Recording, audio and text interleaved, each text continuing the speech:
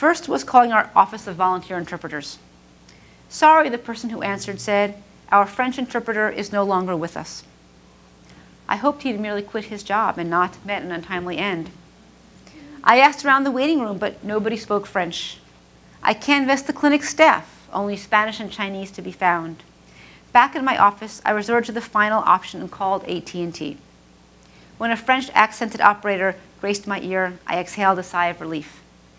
Mr. Mazandes and I took turns on the phone, and I learned that he was 24 years old and from Brazzaville in Congo. He spent an extra cycle of translation ensuring that I understood that this was the Congo that used to be French Congo and not the Congo that used to be Zaire. He was generally healthy, but his main complaint was burning in his stomach, especially after he ate.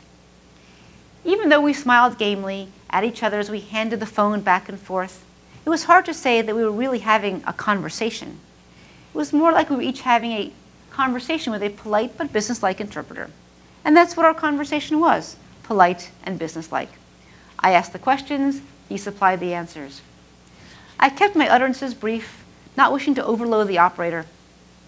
I sensed Mr. Mazandes was doing the same. I was also cognizant of the cost of the services, so I tried to be as efficient as possible. I even ventured to tell my patient his probable diagnosis and treatment during this initial conversation, something I normally would never do before the physical exam. But I didn't want to have to call the operator back, so I explained that he most likely had acid reflux, and barring any information to the contrary that I might glean from the physical exam, that I would give him a medicine for the acid and see him back in my clinic in 1 month. We said goodbye to our AT&T friend, and I gestured him up onto the exam table. As I palpated his abdomen and listened to his heart, Mr. Mazandes asked in halting English, "You speak little Francais?" No, I shook my head, regretting the years of study that had never succeeded in cementing my French. Solamente español. Español, he said with a broad grin. Yo hablo español. He spoke Spanish. For the rest of our visit, we chatted happily, if a bit awkwardly, in our mutual non-native language. I learned that he'd studied Spanish at his university in Congo, and I told him that I studied on trips to Latin America. He told me how he had emigrated from Africa 2 years ago, but first lived in Canada, and how different Canada was from America. I told him that I had once lived in Montreal, and how I'd struggled with the Quebecois French. We laughed over our common difficulties with the street slang Spanish in New York. And then we were able to review his medical issues and his treatment, and I could be confident that he understood. It had never dawned on me that Mr. Mazandes might speak Spanish. I'd assumed that, like most West Africans, Mr. Mazandes spoke only French in addition to his native language in Congo. And apparently it never dawned on Mr. Mazandes that I might speak Spanish. I guess he assumed that most white Americans didn't speak anything but English. Hasta luego, he said, shaking my hand. Ojalá que pase un buen día, I replied, with a small surge of pride that I'd nailed the subjunctive. And I knew that Mr. Mazandes would appreciate the linguistic leap that grammatical construct entailed. Mr. Mazandes left my office to make his appointments with the front desk staff. Most of the Bellevue clerks were Hispanic, bilingual in Spanish and English.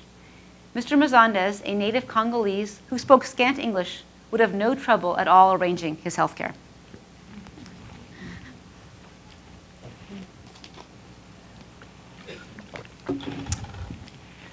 The other thing I wanted to bring up is we have a program at Bellevue called the Program for Survivors of Torture. And this is a program that helps patients who are seeking political asylum, a program that, regrettably, is doing a booming business. And this program was started by one of my colleagues, Dr. Alan Keller, a couple of years ago. And we have patients from all over the world. And we take care of their comprehensive medical, psychiatric needs and help them with their legal services to getting asylum. And every Monday at 1 o'clock, is my slot for an SOT patient. And many of us in the medical clinic, we volunteer our patient care time to do the medical evaluations of these patients. And most of us only do 1 or 2 a week, because more than that is a little bit rough. And you kind of never know what Mondays at 1 o'clock will bring. And I have a lot of patients from Tibet, a lot from West Africa, many patients from Eastern Europe who have come through. And we have enough patients now that we have various groups. There's a Tibetan group, and there's been a Croatian group, and a lot of West African groups, Sri Lankan group. And each of these patients bring really, incredible is the wrong word, but powerful stories.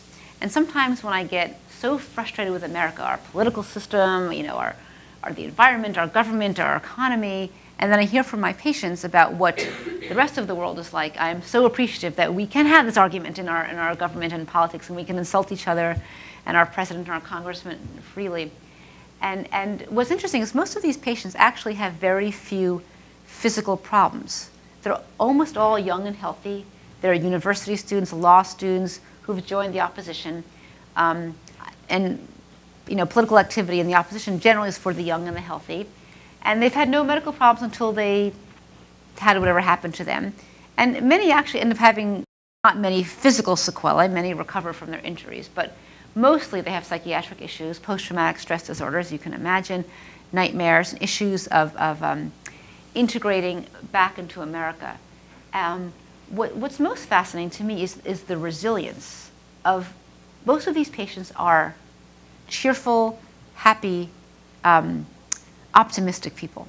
And one would think, or I would think, there's no way to be optimistic in this life after facing what many of these patients have faced. Rape, torture, acid, disfigurement, witnessing murder, being hit by cars and trucks and toes chopped off, and the list is endless and frightening. But they really do have, and maybe that's what attracted them to being in the political opposition. Maybe it's how somehow they made it to America. I mean, those stories are also hellacious. One of my patients, a young West African young man, 17 or 18, and his family was, leaving his village because of the rebel activity. And they were walking along the side of the road, the family of 8, and he had a pee. So he went off to the bushes to urinate, and suddenly shots rang out, and he dropped to the ground. And then when he finally crawled out, his entire family had been killed. And just because he had to go to the bathroom, he was saved. Somehow he made it here. He continued on his way, made it there, and to some kind of safety, somehow made it to Europe and then made it to America. And I'm humbled and awed by the power and the ability just to get here. And then they're in this limbo, because it takes, asylum process is very slow and very long, and of course you can't work because you don't have a visa. So mostly they can do nothing but hang out, and that's often the worst thing. They're dying, want to be in school, want to work, do something, and they sit around usually in apartments with other young fellows in the same position and are so bored, and it's the most horrific time until they can get a hearing, and then it's another 4 months, 8 months, the hearing gets postponed and goes on and on. So I'm going to share you one of my patients from this program.